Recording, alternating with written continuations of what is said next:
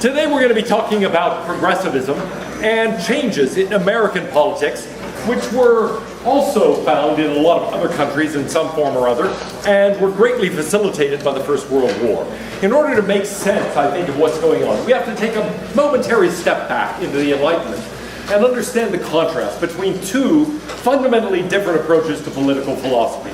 We find them in thinkers like Hobbes, Locke, Rousseau, and Kant, where there is a vision of social contract theory, the idea that governments are formed through a sort of social contract where people agree to submit themselves to government authority in order to attain some end. But they disagree about the nature of that agreement. They disagree about the ends being sought. So, the question we've been focusing on up to now is, how do we fit the ought into a world of science which seems dominated solely by the is? How do we get is and ought together? How do we integrate norms, things like evaluations, good, bad, just, unjust, right, wrong, and so on, into a scientific picture, such as that arises from the scientific revolution during the Enlightenment? Well, here is the thought that a variety of thinkers share. They say, what if we base all of those norms on rationality? So the underlying thought would be, what if being good, being just, and so on, really ends up being, directly or indirectly, being rational? Are you hearing a high-pitched sound? Yes. Why is that happening? Let's see if we can stop that.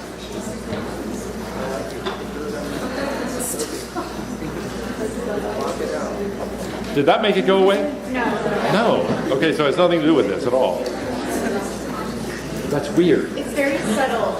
It is. It's just very minute. Coming from up there. Oh, great. Well, at least it's not people talking loudly from up there. But is it the microphone? No, it's still happening. Okay. Well, okay. Here's the idea. Maybe reason, which is after all an essential part of the Enlightenment way of thinking, if reason is a crucial part, then maybe we can think that we've got at least norms of rationality that are really part of the scientific image. It's not just a question of describing the world, but also having norms that govern the conduct of science. Those are norms based on reason. What if we could use those norms as the foundation for specifically ethical norms? Well, if acting rationally is something that increases our chances of getting what we want and producing progress in society, maybe we can use reason as the foundation for drawing the distinction between the just and the unjust, the right and the wrong. Now, it looks like that would give us only prudence, only self-interest. It would be rational to do this in order to get at the truth, in order to achieve our certain ends, but the question of the ends would remain open.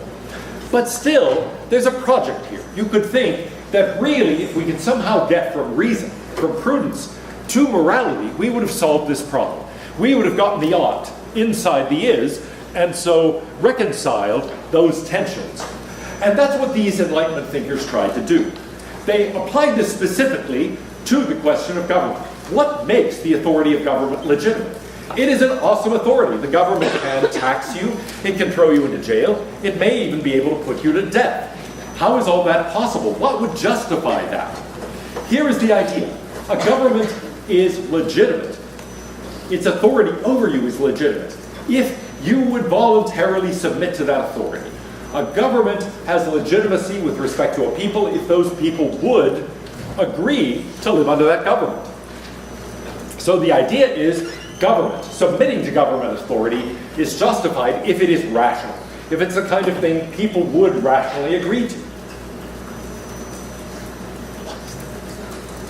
It's going to drive me nuts.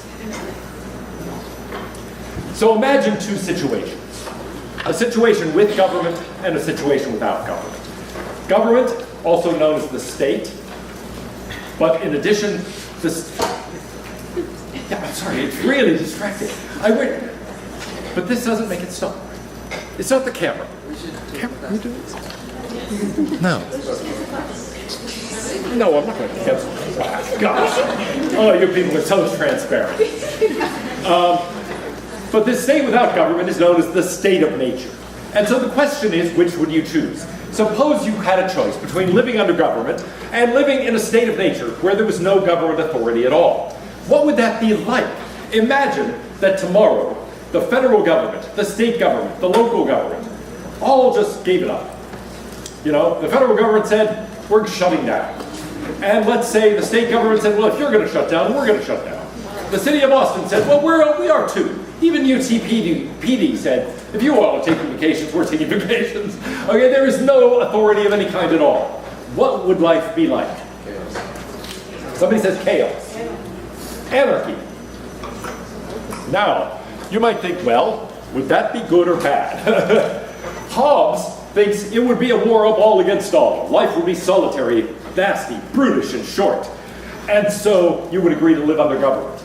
But Locke says something slightly more modern. He says, rationality is something that justifies government, but it also limits its authority. You would give up some of your rights to the government, but not all of them. Here's his idea of what the state of nature would be like. Would it be absolute anarchy, a war of all against all? He says, well, not really quite.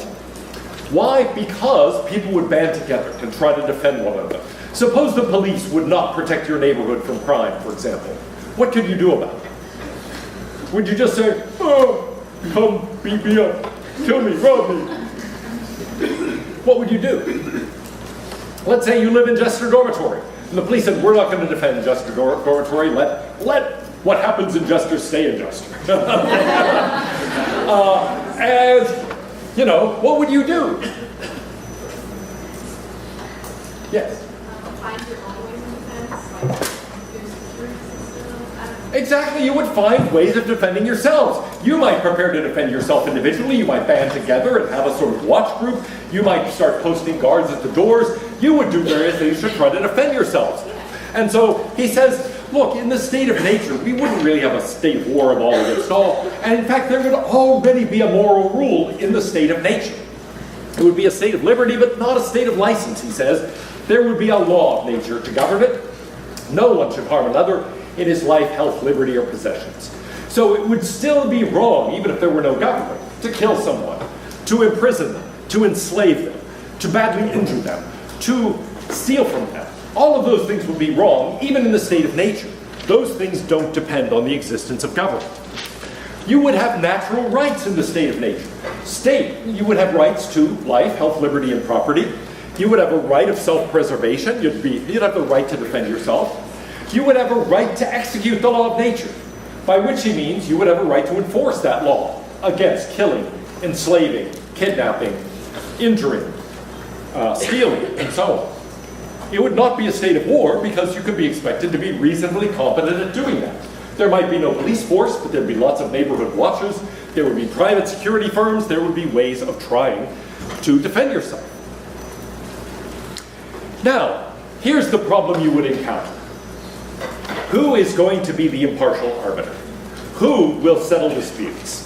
After all, let's say you have neighborhood watches. You have vigilante groups. You have posses. You have lots of people.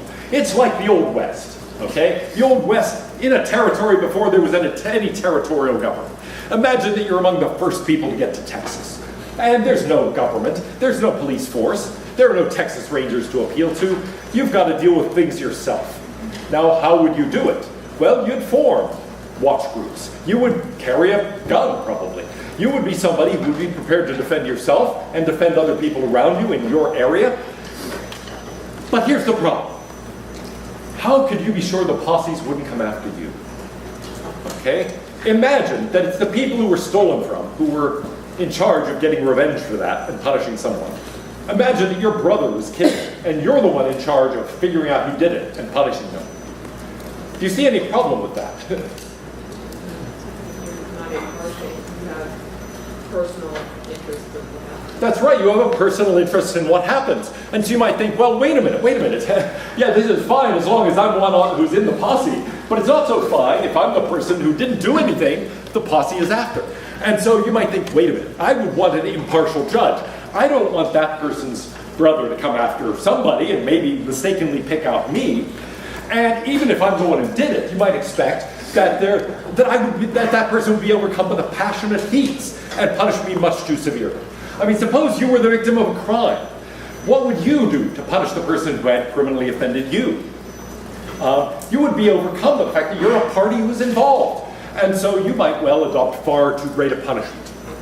I remember one Saturday morning coming out and finding that someone had smashed the windshield of my Buick with a bit of limestone. They had thrown it repeatedly against the windshield, smashed the windshield, and dented the hood as a result of that. Now, they were long gone, but if they had been there, I would have felt at the moment completely justified in taking that bit of limestone and bashing their heads. Now, do I, upon reflection, think that capital punishment is an appropriate punishment for smashing the windshield of a 1979 Buick? No. However, at that moment, it would have felt entirely justifiable to me. That's an example of what Locke means by the passionate heat. I'm involved. You don't want me punishing the person who smashed my windshield.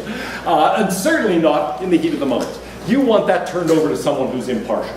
So, he says we would give up our own right to execute the law of nature, but what we would gain out of that is impartial judgment. We would retain our rights to life, health, liberty, and property, and indeed, it's to better protect our rights to life, health, liberty, and property that we would put that limitation on our own right and cede that right of enforcing the law to government.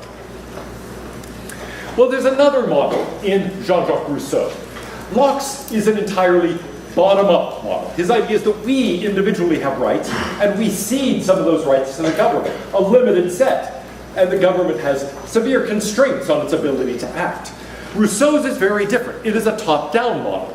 All of the rights in Rousseau really come from the government. They are all civil rights generated by the existence of government. So all rights come from the state, and he also has the view that changing institutions can change human nature, something we encountered already in thinking about Marx. Marx is taking a lot of his ideas here about private property and about human nature from Rousseau. Well, I thought I had hidden all this. Yeah, blah, blah, blah. I don't want to talk about that. But here is how he starts to work the social contract. Man is born free, and yet everywhere he is in chains. How did that happen? I have no idea. What could justify it? There, he says, I think I have some idea. And here is his image in the social contract. I am willing to commit everything to the state. I give up everything, but I get everything back. Now that sounds nonsensical, but here's the idea.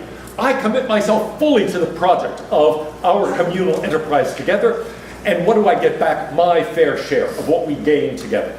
So I fully commit myself to the group, and I get my fair share back of what the group produces and achieves. So I surrender everything to the whole, to the good of the community, but then I get my share back. Well, what this means is that the state, in some sense, has absolute power. I give all my abilities up to the state. I commit myself fully to the state. But on the other hand, that's not to say the state should exercise absolute power.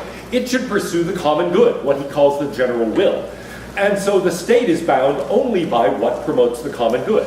So it is going to give me some of my rights back. They will be issued to me from government for the sake of the greater good.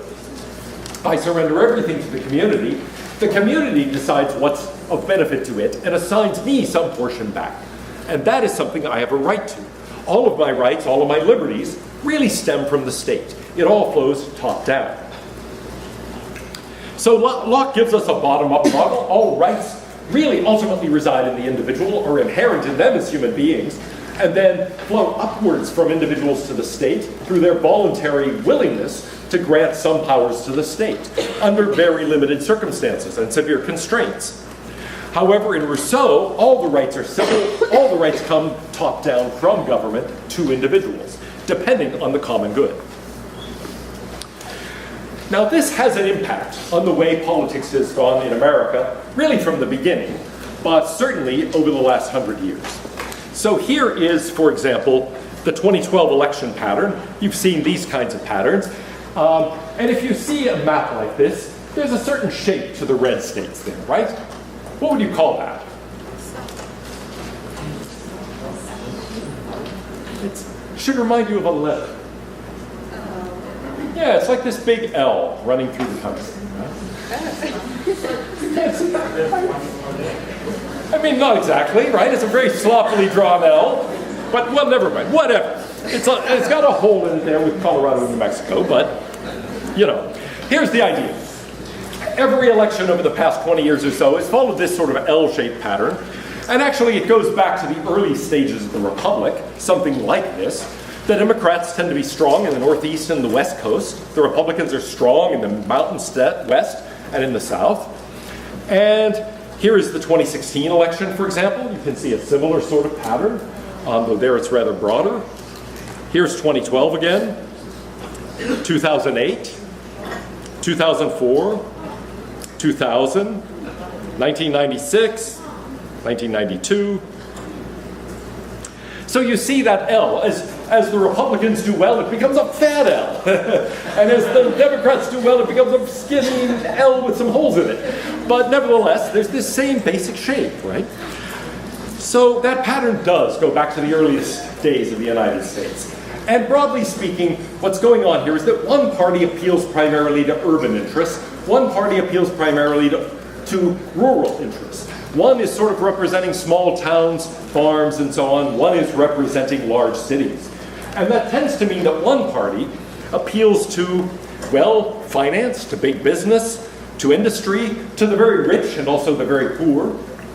And the other party is something like the party of the countryside, people in the middle class, roughly, who are involved in agriculture or small business, small towns. One of the things that's strange about the 20th century is that the parties, in this respect, switched places. Okay, the appeal and the L swapped. Here is the 1896 election. You see an L pattern there, right? But what's the L? It's the Democrats. Okay, here's 1900. 1904, there, the Mountain West is gone with Roosevelt running. 1908, 1912. You see 1912, and all of a sudden you say, whoa, the pattern now is radically different.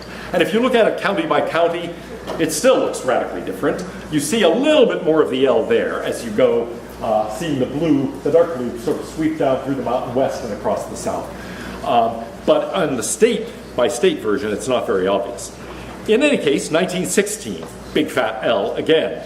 In fact, 2004 and 1916 are very similar. Look at that.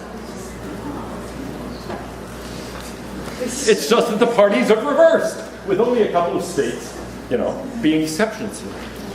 Now, what on earth is going on? Well, in the 19th century, the Federalists, the Whigs, the Republicans, and the Democrats were really all parties that adopted that basic Lockean bottom-up model. They were all people who thought that rights were inherent in the individual and flowed up to government under certain constraints. But then the question is, what constraints would you agree to? And they disagreed about the nature of the constraints, but still the basic foundation was the same. So the ideological divides were not nearly so great. They were still there, but it was all within a basically Lockean framework. They all believed in natural individual rights. They all believed that the people would cede some power to the government. The disagreement was about how much power they would in fact give up. So here's the Republican idea from the 19th century. The Republican Party was based on the thought that, well, you might say the goal of government is to create a framework of liberty, a framework of ordered liberty. This is something that was explicit in Henry Clay's American system, as he called it. And the thought here was this. You put in tariffs to try to protect the country from foreign competition and allow its industry and its workers to thrive. You have a federal bank. You have an infrastructure built by the federal government. Transportation network, roads, canals, bridges, and so on. That basically all of this is about laying a foundation for then people to pursue their own good in their own way. The government here doesn't itself try to impose any vision of the good. It simply creates the infrastructure for people to pursue the good. The democratic idea throughout the 19th century is that that was giving the government way too much power. And so, in fact, the democratic ideal, which we now describe as really a libertarian ideal, was to say there should be free trade, there should be lower taxes, there should be hard money, and there should be minimal government. This went along with a very strict interpretation of the Constitution, according to which it constrained the power of the federal government very severely. Now, if you look at that, you might think, gosh, that doesn't sound like today's Democratic Party. And it isn't. Okay, the Democratic Party changed pretty radically in the 20th century. So now, in the 20th century, the Democratic Party tends to oppose that Republican ideal but as giving the government too little power. And so argues for higher taxes, for, well, a looser conception of the currency, for extensive government and a rather loose interpretation of the Constitution, which allows the government greater power. So that Republican ideal, that the goal of government is to produce a framework for ordered liberty, was attacked as being too kind to government in the 19th century, but in the 20th century as being too restrictive of government. How did that happen? It's really not so much that the Republican Party changed, it's that the Democratic Party leapfrogged over it, went from being on the right of the Democratic Party to being on its left. Now, how did that happen? The key figure was really William Jennings Bryan. And I don't want to talk in great detail about Bryan, but I'll just say he ran in both 1896 and 1900 on a platform of easy money, populism, and class conflict. He added later an income tax to his platform and also prohibition and the war on drugs. All of those were ideas that came from Bryan in a sense, and they were part of a movement known as Progressivism.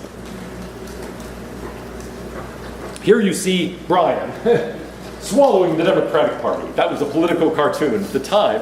People were well aware of the fact at the time that his populist progressive platform was not what the Democratic Party had stood for in the past. It was a radically different kind of thing. And here was the idea behind it. The 19th century Democrats were committed to a decentralization of both political power and economic power. They thought it was important that individuals retain as much power as possible, that small units retain as much power as possible. They thought that the Republican ideal was going to encourage power and money to centralize. Now, with the rise of the corporation late in the 19th century, it seemed to them that something fundamental had changed, or at least it seemed to the progressives that something fundamental had changed. The rise of the corporation enabled much greater concentrations of economic power and political power in fewer hands.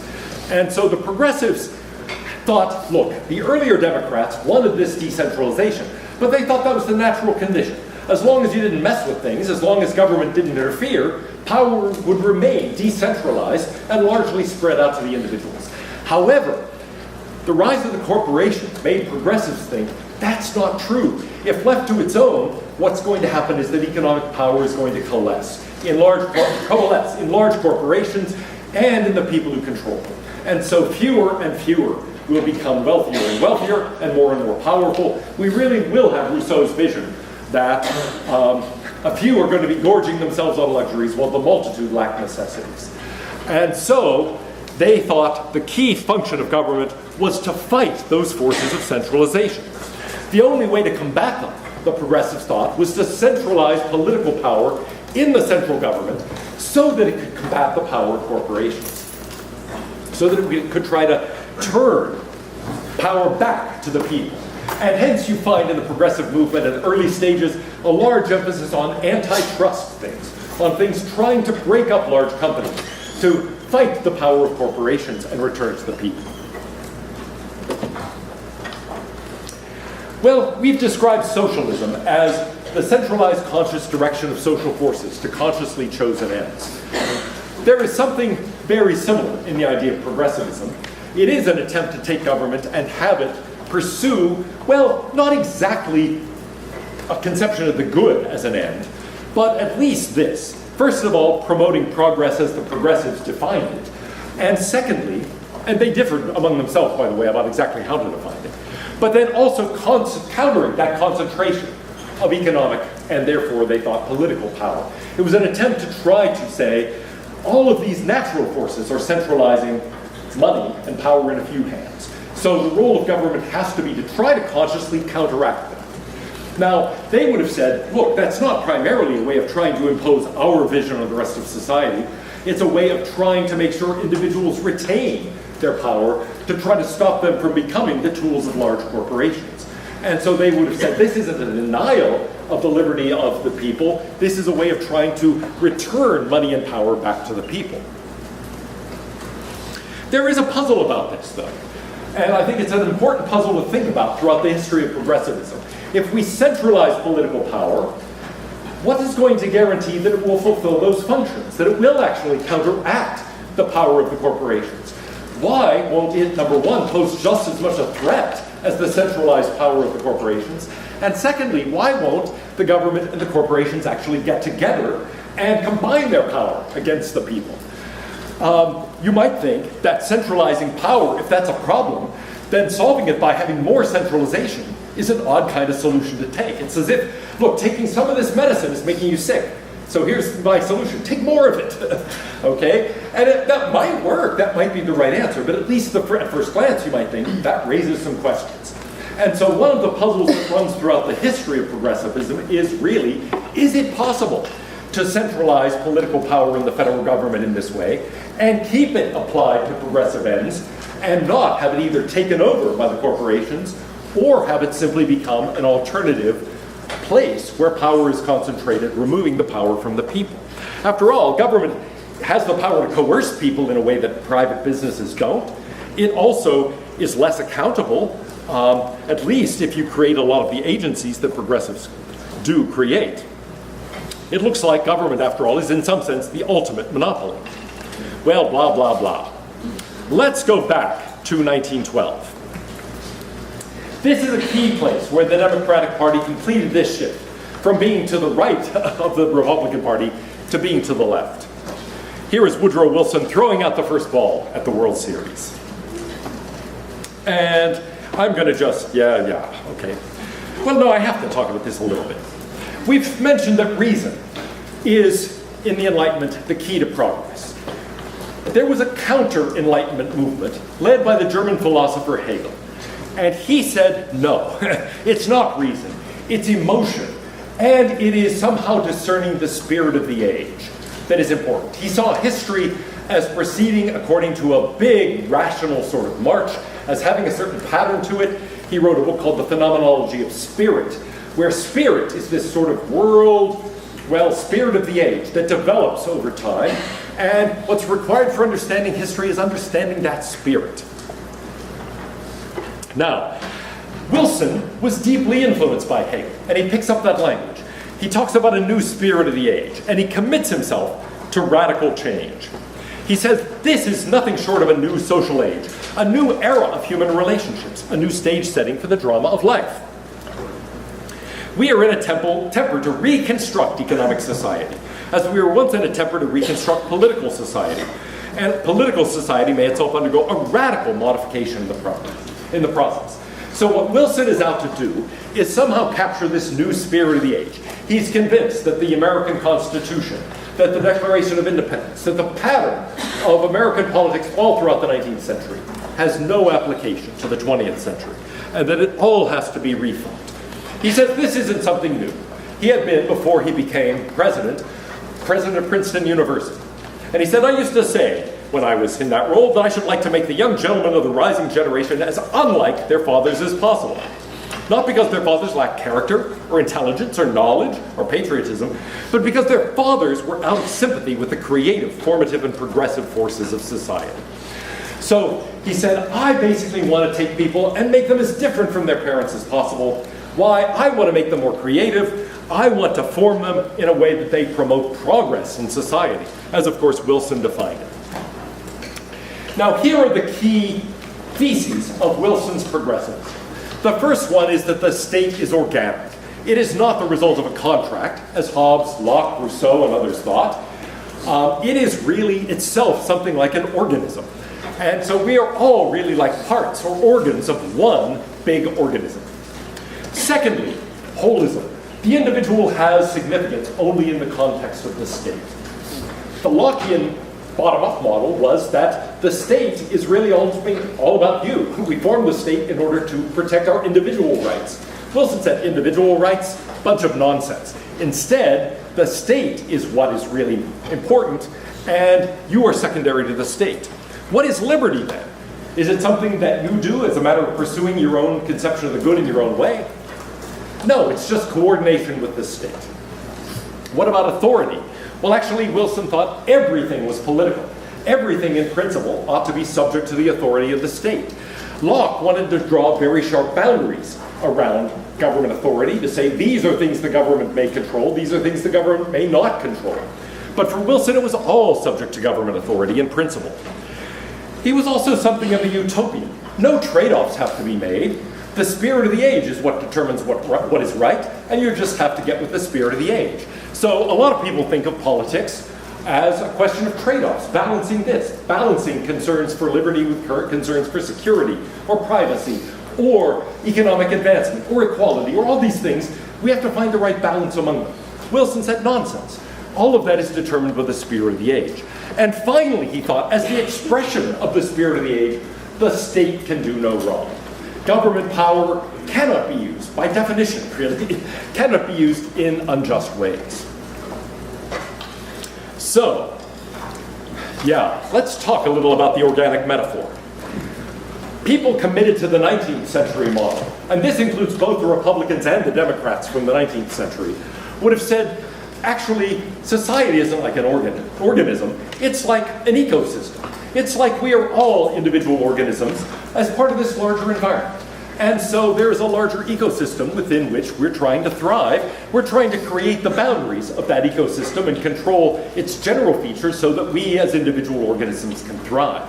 That's very different from thinking about the state and all of us as parts of one larger organism. Government is not a machine, but a living thing, said Wilson, and he thought the same was true of all of society. The holism. The individual has a meaning only in a political sense. We define our own identities and our own meaning in terms of government and in terms of the larger political structure we're part of.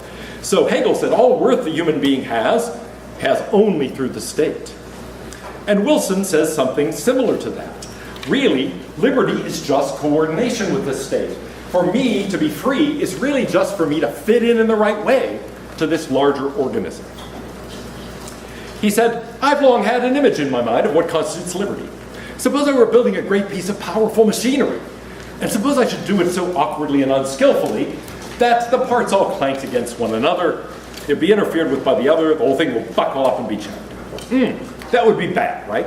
Liberty, he says, for the several parts would consist in the best possible assembling of the whole.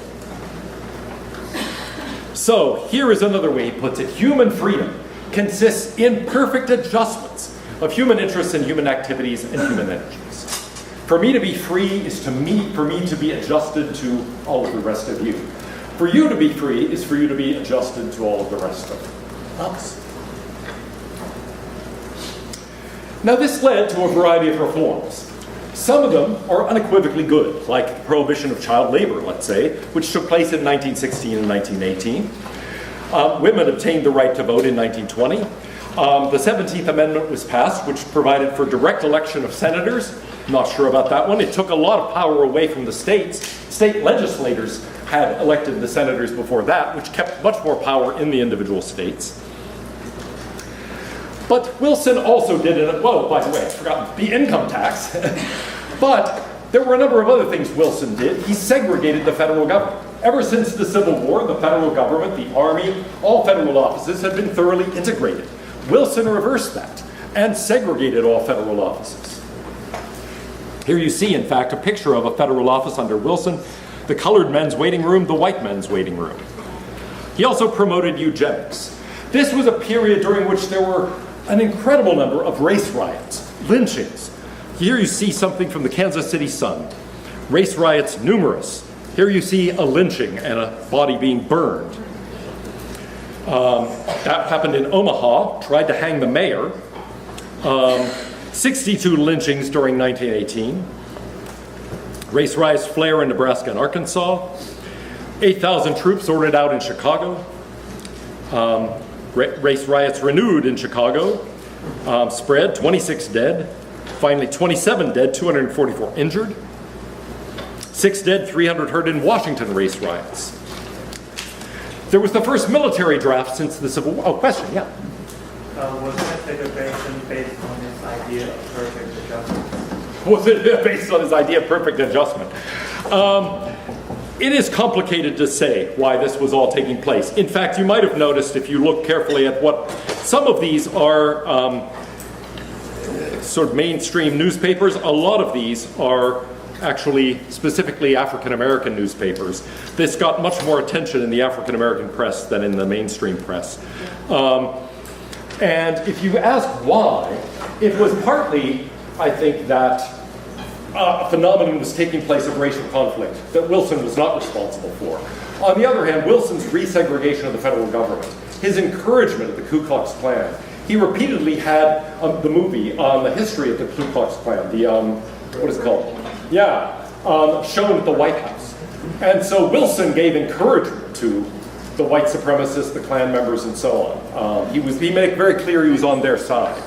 And there's something, so in short, he was not trying to address this problem. He was, if anything, firing it. But I'm not sure he was more like, what, throwing gasoline on the fire, perhaps, than being the ultimate cause. Still, it was very disturbing, and he did almost nothing to stop it. There was the first military draft since the Civil War, and the passage of the Espionage Act of 1917 and the Sedition Act of 1918.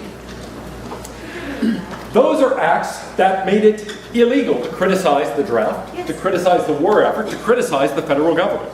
Okay, you could not say disloyal, profane, scurrilous, or abusive language about the United States government. Over 400 periodicals lost their mailing privileges, and hundreds, if not thousands, of people were thrown into jail for political crimes. E.E. Cummings, the poet, was thrown in jail and stayed there for almost 4 months for saying when he was on a tour of Europe that he didn't hate Germans. That got him in prison. And it didn't take much more than that. There were people who were in prison for opposing the draft, for example, for opposing the war. There was one person in a really tragic incident at some kind of sporting event who was on the upper deck of a stadium and who stood up with a big sign criticizing the draft. People, encouraged by this in part, threw him off the upper deck and killed him. Now, there was a War Industries Board that was set up to direct industrial activity. Prohibition, the war on drugs, and the Committee on Public Information, a propaganda effort. So a lot of propaganda was, for example, destroy this mad brute. Enlist, you see there, Germany represented as this large gorilla. You see here, the Hun, his mark, a bloody hand, blotted out with Liberty bonds. There were the 4 Minutemen who were trained to go around to public meetings and argue in favor of administrative policies. Truth and falsehood, the leader of this group said, are arbitrary terms. They're lifeless truths and vital lies. The force of an idea lies in its inspirational value. It matters very little whether it's true or false. Wait, so they'd like go to meetings and stuff and just like spread lies? Yeah, they would just go to meetings and spread lies. Were they hired by the federal government? Yeah, they worked for the federal government. The Committee on Public Information was a federal organization. That poster, which is famous, actually was part of the Committee on Public Information. And, I mean, look at it carefully. What is Uncle Sam like there? Yeah, I mean, he's a pretty creepy image, right? If I were in charge of the federal government, what would I want it to look like? Big brother. Well, big brother. Might want it to look like me. But me, you know, I wouldn't want to be like, anyway, you had a question. About what? Oh, all right, sorry. Yeah, that'll scare the question out of many people. Anyway, okay, now, Wilson did think everything was ultimately political, and that we had to get rid of constitutional checks and balances. The Constitution was set up, so it's actually very difficult to get a bill passed through Congress, for example. It's difficult to amend the Constitution. It's hard to get things to happen. You've got to have a wide agreement in order for things to happen. But that, of course, constrains the power of government. Wilson wanted to get rid of all of that. He championed what he referred to as the living Constitution. It was this reinterpretation to allow it to mean, well, to put it cynically, whatever Wilson wanted it to mean. Up to this point, there had been some disagreement about constitutional interpretation, but nobody who thought that really government was allowed to do more or less anything. However, the goal of Wilson was really to, and he was a constitutional scholar, his big book was on the Constitution, and it was arguing that the Constitution was basically old-fashioned and outmoded and had to be overcome. So, he said, look, I think the time has come when the government is going to be involved in the doing of justice to men in every relationship of life. At every point, life is going to have to be sustained by government activity. So it's going to have to be involved in everything. It's not just that we will cede over to government our right to execute the law of nature in order to better protect our rights to life, health, liberty, and property, as in Locke. No, here the government is going to really be involved in every aspect of life. Well, finally, it really is going to be right by definition. It will be infallible. Now, in the Enlightenment, all of those thinkers, Hobbes, Locke, Rousseau, Kant, thought the big problem of politics was how you keep the interests of government in line with the interests of the people. They thought the big problem was tyranny, that governments tend to become tyrannical and ignore the wishes of the people, and in fact work against the interests of the people. Well, their goal was to say government should act only with the consent of the governed. But now in Hegel, the idea is that the state reflects the spirit of the age. That can't be wrong. That is the way in which the spirit of the world is working itself out. It is right by definition. So Wilson writes in his massive book, Congressional Government, I can't imagine power as a thing negative and not positive. He cannot imagine the government using its power in a way that would actually be negative. He describes inalienable rights as nonsense, as mere vague sentiment, and rejects individualism, rejects individual rights to life, to health, to liberty, to property. Now, in practice, what did this mean? Well, Wilson didn't have that much time, in a sense. He was struck down by a stroke shortly after his re-election, but he created the Federal Reserve System and the income tax in 1913. The top rate started at 7%, but just a few years later, during World War I, the rate was 79%. There was the Clayton Antitrust Act, the Federal Trade Commission to control trade and work against large corporations. And he also created the administrative state, a government by an elite of appointed officials who were not themselves elected. Here are some of these federal agencies. Nobody today actually agrees on how many federal agencies there are. You might think it would be a simple question. By one count, there are 316. But some people count as many as 400 and some people count fewer. In any case, here are some of them. These are the alphabet agencies that occupy now square mile after square mile in Washington, D.C. Well, there is this paradox then, that in order to return power to the people, the progressives create this huge administrative state consisting of people who are appointed and not elected, and thereby largely unaccountable to the people. How is that all going to work out? And in the background there you see those parts of Washington that are taken up by these agencies. Now, here is Wilson's idea. A city is like a beehive. People are like bees.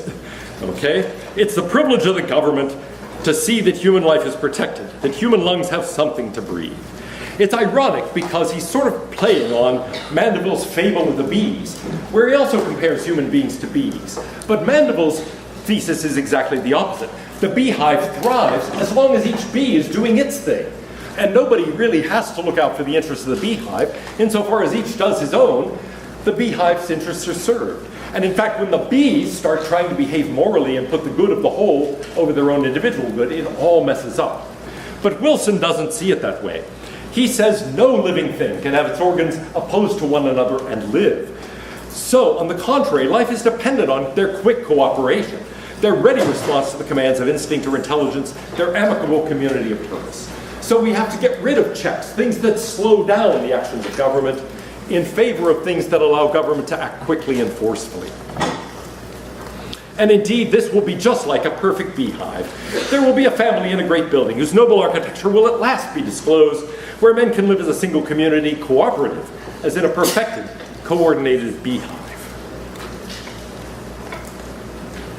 Now, I want to conclude with just a poem that I thought, actually, in the first time I taught this, everybody knew, but it turned out nobody knew it.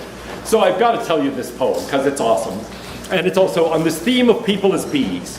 Okay, here's the little point at the beginning. Russian experts claim to have trained bees to seek nectar and pollen from specific plants and to ignore others. How doth the regimented bee improve each shining hour? He flies to each selected tree and designated flower.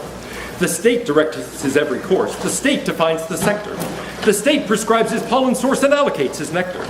No longer flying fancy-free, no longer ranging bold. How doth the regimented bee? He doth as he is told.